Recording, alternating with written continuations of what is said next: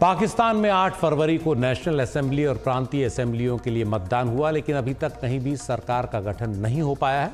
लेकिन ये साफ हो गया है कि नवाज शरीफ के बजाय उनके छोटे भाई और पीएमएल नवाज के नेता शहबाज शरीफ पाकिस्तान के नए प्रधानमंत्री होंगे।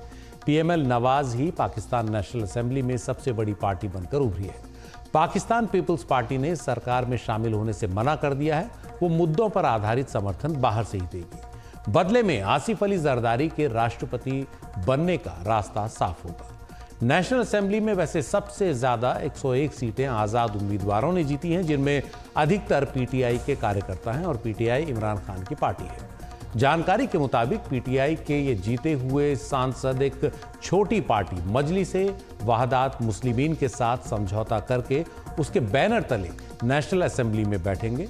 इसकी वजह यह है कि किसी पार्टी के साथ जुड़कर ही पीटीआई के इन आजाद उम्मीदवारों को आरक्षित सीटों में, यानी पीटीआई को आरक्षित सीटों में अपना हिस्सा मिल पाएगा। इस सब पर ज्यादा जानकारी के लिए मेरे साथ हैं हमारे senior editor foreign affairs Uma Shankar Singh.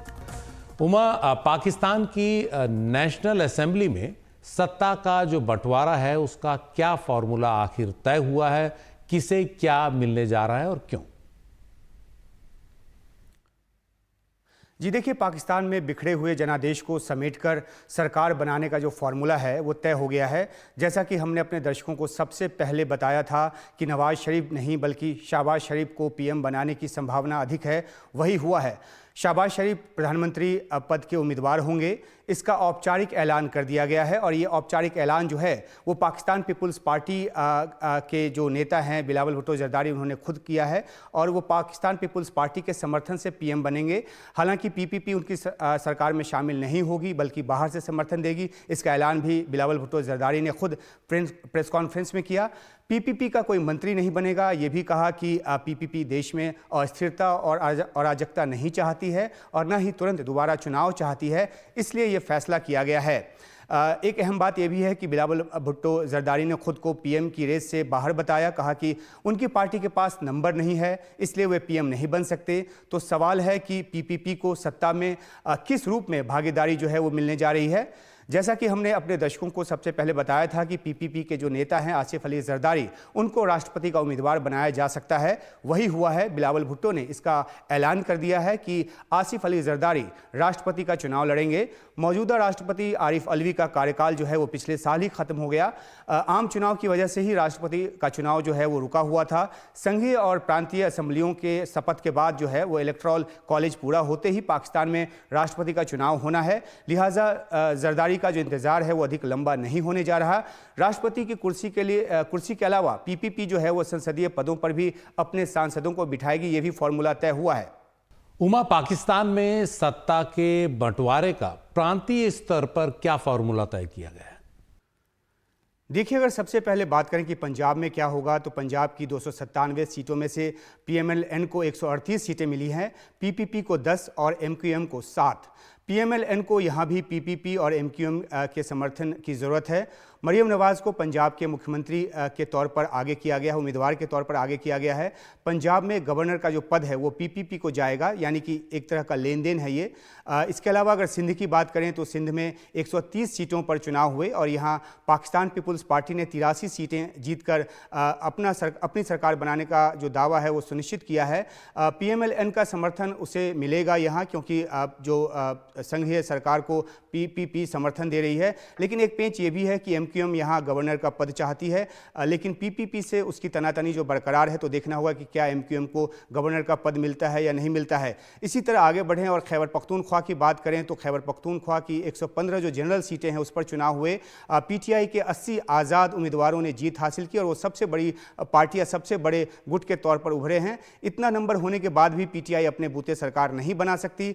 आरक्षित सीटों का कोटा उसको चाहिए, तो उसके लिए एक रजिस्टर्ड पार्टी के बैनर तले आना होगा। इसलिए पीटीआई पीटीआई ने जमात इस्लामी से समझौता किया है और सरकार उसके समझौते के साथ बनाएगी।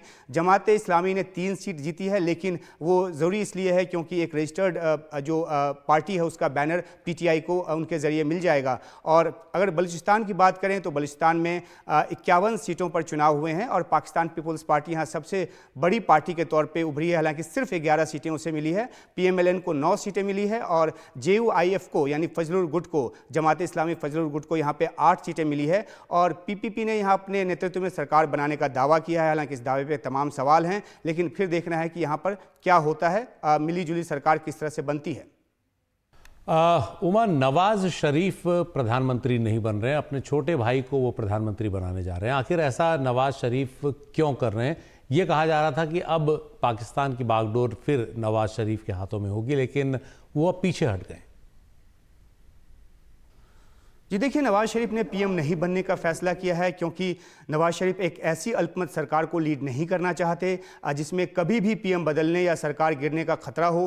बाहर से समर्थन पर टिकी सरकार अगर जल्दी गिर जाती है तो फिर पाकिस्तान में चुनाव होना लाजमी है। नवाज शरीफ अपनी किस्मत तब आजमा सकते हैं, इसलिए उन्होंने शहबाज शरीफ का नाम आगे कर दिया है। जब नवाज शरीफ लंदन में थे तो शहबाज शरीफ ने सरकार का नेतृत्व किया। जो पीडीएम बनी थी, पाकिस्तान डेमोक्रेटिक मूवमेंट, उसका उन्होंने नेतृत्व किया, जिसमें पीपीपी, एमक्यूएम और पीएमएलक्यू जैसी पार्टियां जो हैं वो शामिल थी। कुल 14 पार्टियां उसमें शामिल थी। इस बार पीपीपी ने बाहर से समर्थन देने का फैसला किया है, वो सरकार में शामिल नहीं होने जा रही। और बिलावल भुट्टो जरदारी खुद पीएम बनना चाह रहे थे, लेकिन वो हो नहीं पा रहा। लिहाजा मौका देखकर पीपीपी कभी भी सरकार से समर्थन वापस लेने का ऐलान कर सकती है और ऐसे में फिर चुनाव हो सकता है। तब तक शहबाज शरीफ सरकार अगर फेल होती है अलग अलग मोर्चों पर, जिसमें आर्थिक मोर्चा भी शामिल है, तो उसका ठीकरा जो है वो शहबाज शरीफ के सिर जाएगा और तब नवाज शरीफ अपना चेहरा लेकर आगे आ सकते हैं। तो ये रणनीति है नवाज शरीफ की।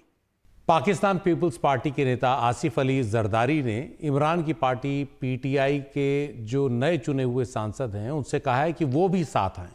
आखिर ऐसा क्यों वो कह रहे हैं, इसे किस तरह से समझा जाए? आसिफ अली जरदारी, जो कि 2008 से 2013 तक पाकिस्तान के राष्ट्रपति रह चुके हैं, इस बार फिर राष्ट्रपति का उम्मीदवार बनने जा रहे हैं। उनको नेशनल असेंबली और सीनेट के सदस्यों के साथ साथ प्रांतीय असेंबलियों में भी वोट चाहिए होगा। 336 सीटों वाली नेशनल असेंबली में जहां पीएमएलएन के नेतृत्व वाली सरकार को बहुत कम मार्जिन से बहुमत हासिल होगा, वहीं गौरतलब ये भी है कि पीटीआई के आज़ाद उम्मीदवार नेशनल असेंबली में सबसे अधिक तादाद में चुनकर आए हैं। ऐसे में राष्ट्रपति चुनाव की वोटिंग भी बड़ी चुनौती होगी, बड़ी चुनौती उसमें आ सकती है। राष्ट्रपति चुनाव में प्रांतीय असेंबलियों के कुल 749 सीटें हैं, लेकिन चाहे वो बलूचिस्तान हो या पंजाब, हर प्रांत में इलेक्टोरल कॉलेज की जो वैल्यू है वो 65 की है। इसमें खैबर पख्तूनख्वा, जहां इमरान के उम्मीदवारों ने अधिकतर सीटें जीती हैं, वहां भी 65 वोट है। तो यही वजह है कि आसिफ अली जरदारी ने इमरान खान और उनकी पार्टी की तरफ हाथ बढ़ाते हुए रिकॉन्सिलिएशन की बात की है, यानी कि मेल मिलाप की बात की है। मकसद राष्ट्रपति चुनाव जीतने की राह आसान करना है। इसलिए जब पीएमएलएन, पीपीपी, एमक्यूएम और पीएमएलक्यू की साझा प्रेस कॉन्फ्रेंस हो रही थी तो जरदारी ने रिकॉन्सिलिएशन पर जोर दिया। इमरान खान ने जेल से बयान जारी कर कहा है कि वह बाकी पार्टियों से बात करने को तैयार हैं, लेकिन उनकी पार्टी पीएमएलएन, पीपीपी और एमक्यूएम जैसी पार्टियों से कोई समझौता नहीं करेगी। लेकिन देखना होगा कि जरदारी की अपील का कोई असर इमरान खान पर पड़ता है या नहीं।